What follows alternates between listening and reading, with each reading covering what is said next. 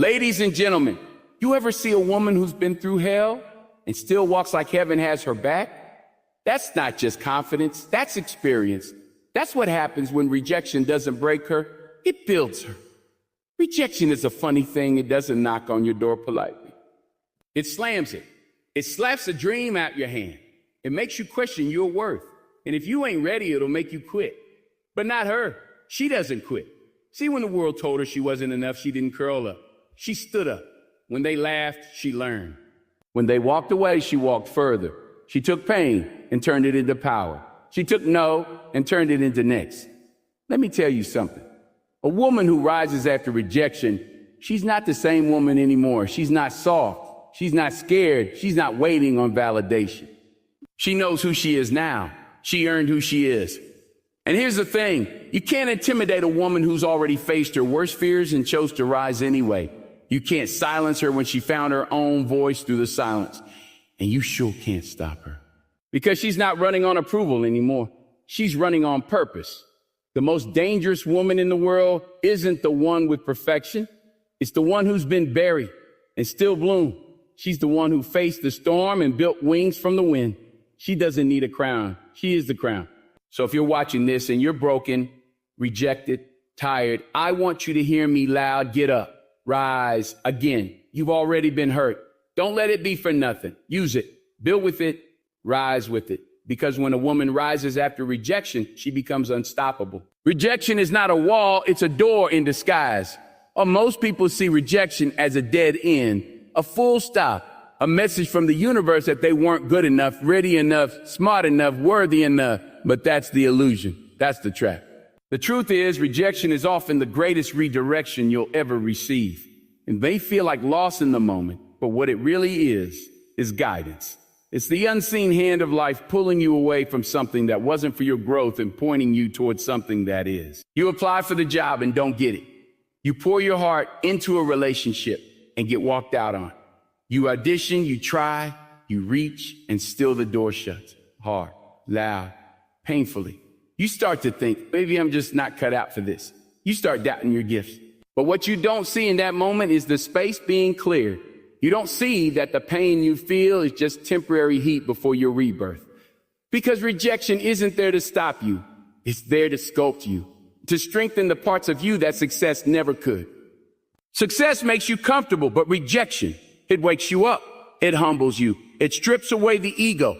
It reminds you that if you want something badly enough, you better be ready to earn it with your resilience. People talk about destiny like it's this smooth path lined with gold and applause. But most people walk into their destiny through a back door labeled failure, heartbreak, and rejection. Because when the front entrance closes, that's when you start knocking harder. That's when you start building new doors. That's when you stop looking for someone to open them for you and learn how to kick them down yourself. We often confuse rejection with being unworthy. But rejection doesn't define your worth, it defines your direction. The world is full of people who were told that no and turned that unknown into fuel, turned it into vision, into discipline, into legacy. Oprah Winfrey was told she was unfit for TV. J.K. Rowling was rejected by 12 publishers. Michael Jordan was cut from his high school basketball team. But what do all these stories have in common? They didn't let the wall of rejection stop them. They realized it was a door to better, a door to deeper preparation, a door to alignment. But it only became a door because they refused to turn back. They kept knocking. They kept building. They kept rising. Rejection forces you to ask questions you would have never asked if everything went smoothly. It pushes you to examine yourself, not from a place of shame, but from a place of growth. It asks, how bad do you want this? Are you willing to sharpen your skills? Are you open to changing your approach?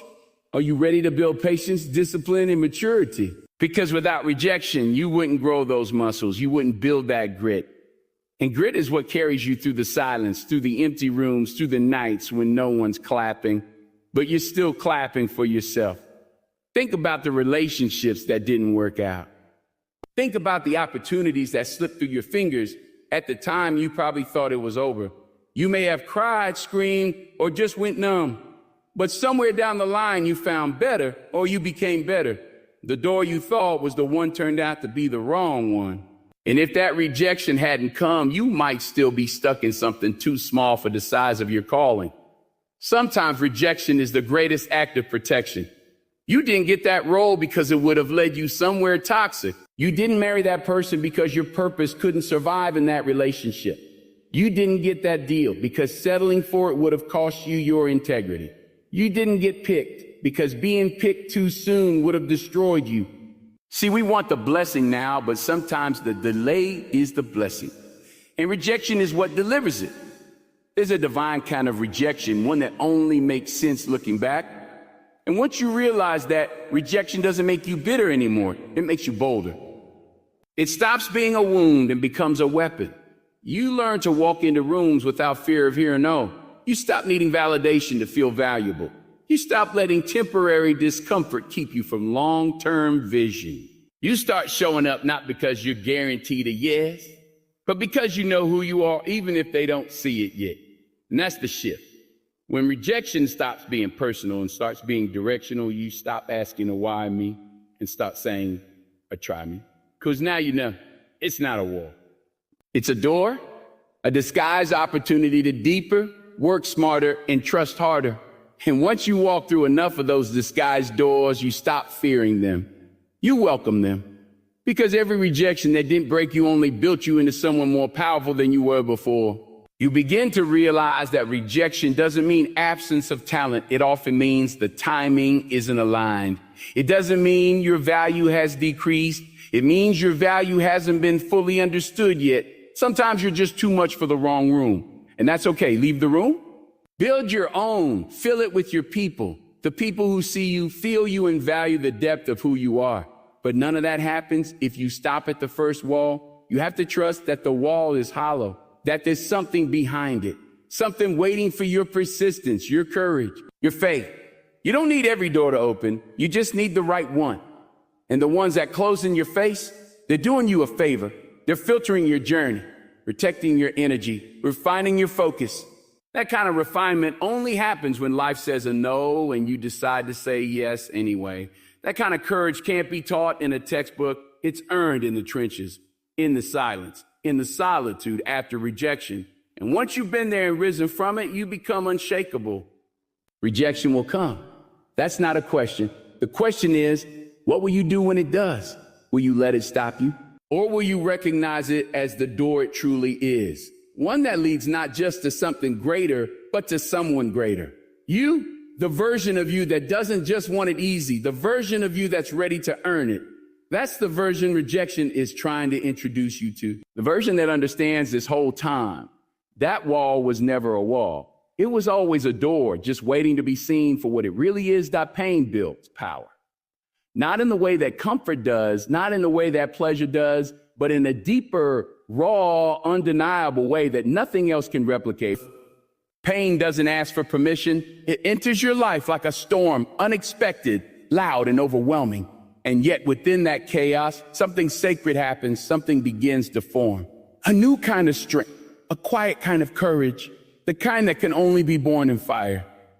When pain comes, it strips away everything unnecessary. It removes the distractions, the surface level chatter, the pretending. You're left alone with your thoughts, your wounds, your truth.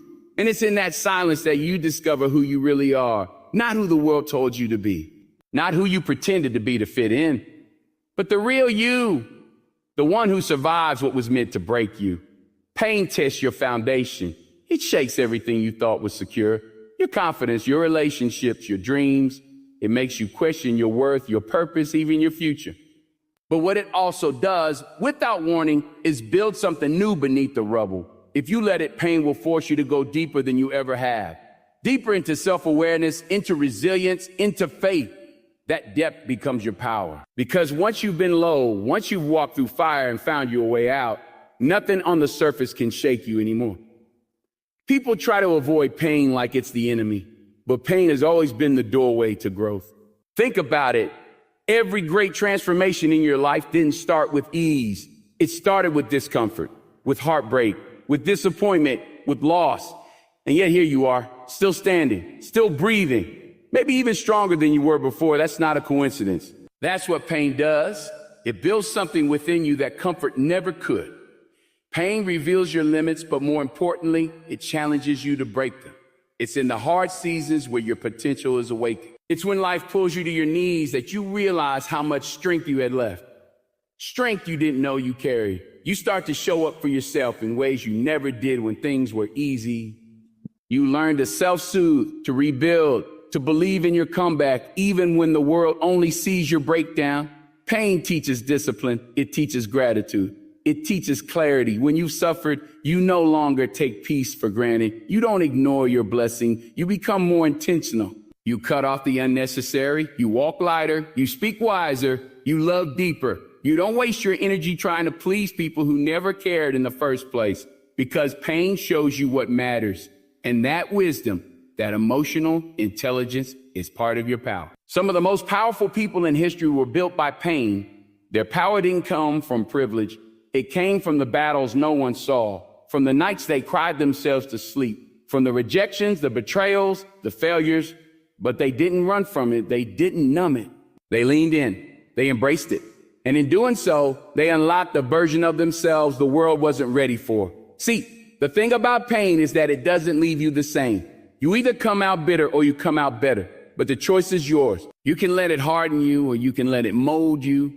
You can bury it, or you can build with it. That's where the real power begins.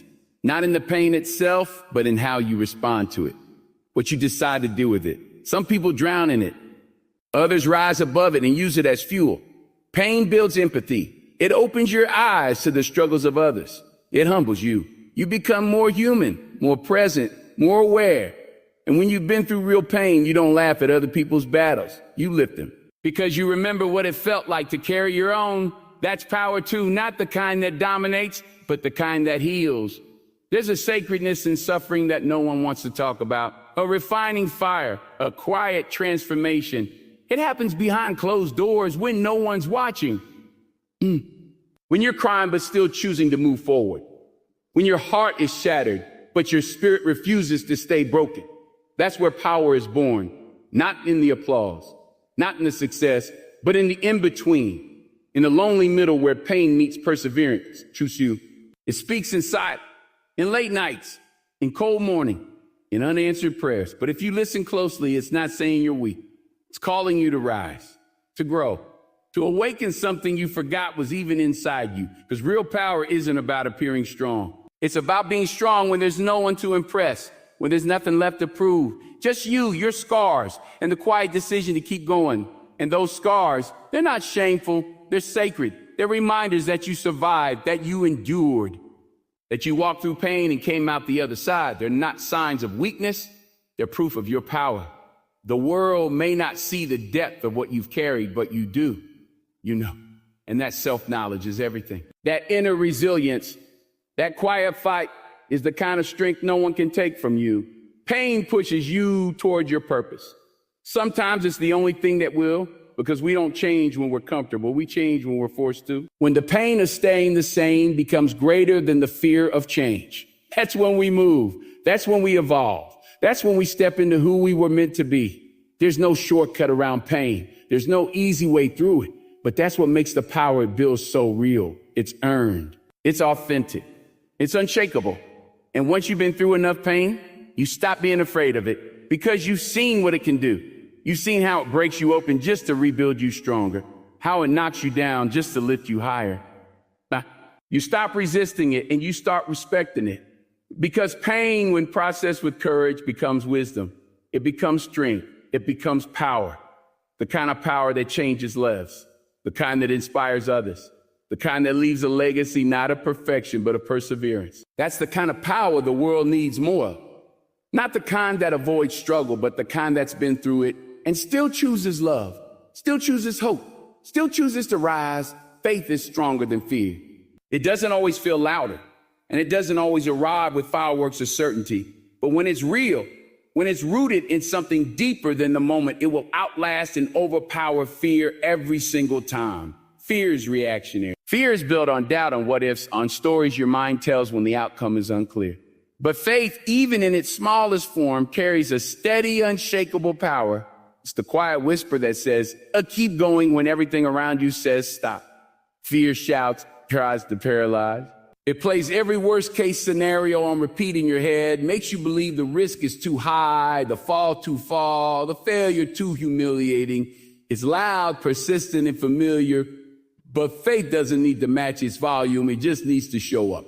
One honest belief in your purpose, one memory of how far you've already come, one vision of where you know deep down you're meant to be. That's all it takes to interrupt fear's noise and turn your direction back toward growth. The reason faith is stronger isn't because it cancels fear. It's because it coexists with it and still chooses movement.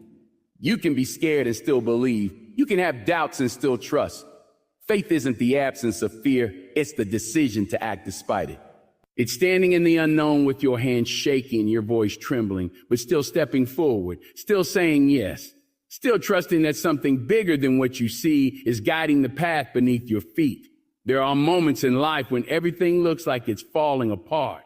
When doors close, people leave, opportunities vanish, and all you can hear is the echo of your own disappointment. Fear thrives in those moments. It grows louder.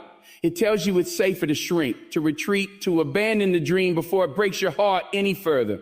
But faith sees beyond the mess. It sees potential in the brokenness. It sees purpose in the delay. It sees that just because the way isn't clear doesn't mean it isn't right. When you're grounded in faith, you stop measuring progress by what's visible. You stop basing your worth on how fast things are happening or how smooth the road is. You learn to trust the timing, trust the silence, trust the process. You understand that even when nothing seems to be moving, things are shifting beneath the surface. Faith anchors you when life feels like it's falling apart. It reminds you that sometimes falling apart is the first step toward falling into place. Fear tries to convince you that you're alone, that no one understands, that your voice doesn't matter, your effort isn't enough, and your dreams are too far out of reach. It isolates you. It convinces you to give up before you even begin. But faith says you're never alone, that you're being guided even when you feel lost, that your voice matters even when it shakes, that your effort counts even when no one sees it, that your dream was placed in you for a reason, and that reason will not disappear just because fear is loud. Faith builds over time. It grows stronger the more you use it. It's like a muscle. The first time you trust and it works out even a little, you gain momentum. The second time, you start to see patterns. The third time, you feel more prepared. Not because the fear is gone, but because your faith is growing bigger than your fear. You start to realize that the strength was never in the absence of obstacles. It was in your ability to keep moving through them. That shift changes everything. There's a kind of quiet confidence that comes with faith. It doesn't need to scream or prove anything. It doesn't compete or compare. It simply knows. It knows you're being led. It knows this chapter isn't the end. It knows that closed doors aren't rejections. They're redirections. It knows that delays aren't denials. They're preparation. That is the kind of power fear can't touch. Because fear feeds on panic and faith lives in peace. You start to notice that people who live with deep faith carry a different energy. They walk through storms with calm. They endure losses with dignity. They take leaps others are too afraid to take. It's not that they don't feel fear. They just don't let it sit in the driver's seat. They've learned to listen to something deeper, something more eternal, something that says, even if it doesn't go the way I planned, it will still work out for my good. Faith doesn't promise a pain-free life. It doesn't guarantee easy wins or constant clarity. What it offers is strength when you have nothing left, hope when you can't see the light, courage when fear is suffocating. It's the belief that every hardship is shaping you, every delay is teaching you, and every setback is setting you up for something greater. It's knowing that your current situation is not your final destination. When fear says, oh, what if I fail? Faith replies, but what if you fly? When fear says, I'm not ready, faith whispers, you've been preparing all along. When fear says, it's too late, faith reminds you, you're right on time. That's the power of choosing faith. It flips the script. It turns every limitation into a launching pad. It doesn't erase your humanity. It honors it, but it also invites you to rise above it. Some of the most powerful moments in your life won't happen when everything is going right. They'll happen when everything feels wrong, but you choose to believe anyway. When you're tired, but you show up. When you're scared, but you speak up. When you're uncertain, but you keep walking. That's when your faith becomes real. Not when it's easy to believe, but when it's hard. When it costs you something. when it stretches you. That's when it builds its deepest roots. And in time, you start to see how faith was carrying you the whole time. How the moments you almost gave up were the moments right before the breakthrough. How the doors that closed were protection, not punishment. How the people who left made room for better ones to enter. Faith is patient. It doesn't rush. It trusts the unseen. It surrenders the timeline. Because of that, it can outlast any fear you face. You'll still hear fear sometimes. It doesn't vanish. But when your faith is strong, fear loses its grip. It stops being the ruler of your choices. It stops being the voice you obey. It becomes background noise instead of your main story.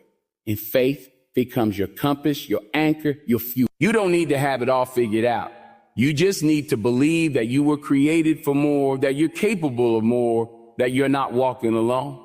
Because in the end, it's not perfection that gets you to your purpose. It's your faith. Your ability to believe, to trust, to rise, even when fear is screaming. Because that quiet, steady voice of faith, it's stronger. And it's leading you somewhere beautiful, even if you can't see it yet. That's a comeback is always stronger than the setback. Not because it erases the pain or because it makes everything perfect again, but because it transforms who you are in the process. Setbacks are life's way of shaking you, stripping away what's weak, what's shallow, what's not built to last. They feel like loss, like failure, like you're being pushed 10 steps back just when you were starting to find your rhythm. But if you choose not to quit, if you refuse to stay down, something incredible begins to happen inside you. You stop being the person you were before the setback. You begin to evolve into the person who was meant to rise. Setbacks teach you things success never will. When everything goes right, you rarely stop to ask the hard questions. But when it all falls apart, when the rug is pulled out from under you, when your plans collapse and your confidence takes a hit, that's when the truth shows up. You begin to learn what you're made of. You learn how much strength was lying dormant inside of you, waiting to be called upon. You start to discover that your identity isn't built on the applause or the outcome. It's built on your ability to stand again, to rebuild, to grow stronger with every bruise. There's something sacred about rising after you've been knocked down. The world remembers the success, but the soul remembers the struggle. And that struggle, those nights when you doubted everything, those mornings when getting out of bed felt like a victory, that's where resilience is born. That's where you earn the right to say, I made it, not because it was easy, but because I refused to give up when it was hard. Comeback isn't about perfection. It's about perseverance. It's not about proving others wrong. It's about proving to yourself that failure isn't final. That just because something broke you for a moment doesn't mean it gets to define you forever. A comeback says, yes, I was hurt. Yes, I lost. Yes, I cried, but I'm still here. It's that inner fire that refuses to go out, even when the winds of life try to blow it away. Setbacks can feel personal. They can make you feel like the universe is against you, like you missed your chance, like it's too late to start over. But every setback has a lesson built into it. Every delay carries direction. Every failure leaves behind fragments of wisdom that, if you pick them up carefully, will form the foundation of your comeback. And that foundation, it's stronger than the one you had before.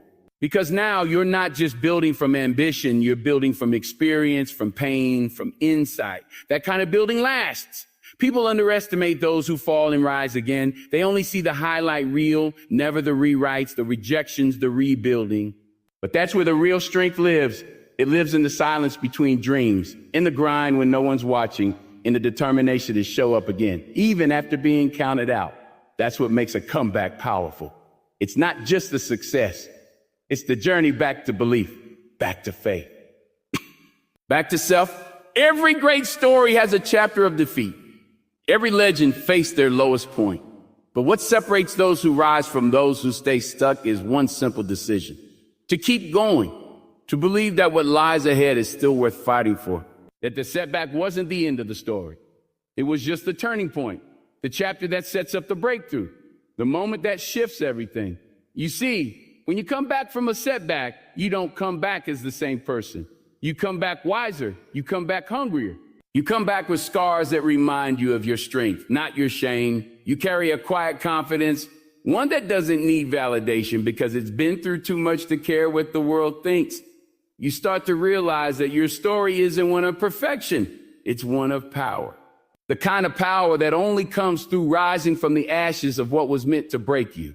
And once you make that comeback, you start to look at setbacks differently. You stop fearing them. You stop letting them define your limits. You start welcoming them as part of the process, because now you know every setback holds the seed of something greater. A lesson, a new direction, a better opportunity. You understand that pain doesn't come to destroy you. It comes to reveal you, to sharpen you, to push you towards your potential. Setbacks are temporary, but the strength you gain from overcoming them is permanent. That strength stays with you. It becomes part of who you are. It changes the way you walk into a room, the way you handle pressure, the way you speak to yourself. You stop being reactive. You start being intentional. You stop chasing quick wins. You start building something that lasts. There's a kind of confidence that only comes after you've lost everything and still managed to rebuild. It's not loud. It doesn't boast. It just is steady, unshaken, rooted in something deeper than image or success. That's the confidence of a comeback, the kind be fake, the kind that doesn't need to impress anyone, because you've already met the worst and lived to tell the story. And your story, it becomes a light for someone else. Your comeback inspires others who are still stuck in their setback. It reminds them that hope is not foolish, that effort is not wasted, that even when the path looks broken, there's still a way forward. Your journey gives permission to others to try again, to believe again, to rise again. So many people give up right before the shift happens, right before the next chapter unfolds. But a comeback only happens if you're willing to endure the space between the setback and the breakthrough. That space is uncomfortable. It's uncertain. It tests everything in you. But if you can sit with it, trust it, and keep moving through it, you will come out on the other side stronger than you ever imagined. There's no formula to a comeback. It's messy, it's personal, it's slow, but it's always worth it. Because when you finally rise, when you finally feel that breakthrough, it won't be just about success. It will be about redemption, about reclaiming your voice, your worth, your power, about looking in the mirror and knowing you didn't fold when life hit hard. You fought, you endured. You came back better. The comeback is always stronger than the setback, not because it avoids the fall, but because it embraces the climb back up. It's forged in the shadows. It's tested in the waiting. And when it finally arrives, it carries a strength no setback could ever match. The journey through rejection, pain, fear, and setbacks isn't easy, but it is transformative. Every moment of heartbreak, every stumble, every delay, it all serves a purpose far greater than the pain itself. These are not signs of weakness. They are invitations to rise. Because when a woman chooses to rise after being rejected, when she turns her pain into power, when she lets faith lead instead of fear, and when she makes a comeback after a crushing setback, she becomes unstoppable. She no longer seeks permission to be great. She walks in it. She no longer doubts her worth. She defines it. The world may have tried to break her, but she used every broken piece to build something unshakable. This isn't just motivation. It's a reminder that you're not here to shrink. You're here to rise, to lead, to fight, and to become everything they said you couldn't. Because the fire was never meant to destroy you. It was meant to reveal the warrior within you. And now that you've risen, there's no going back.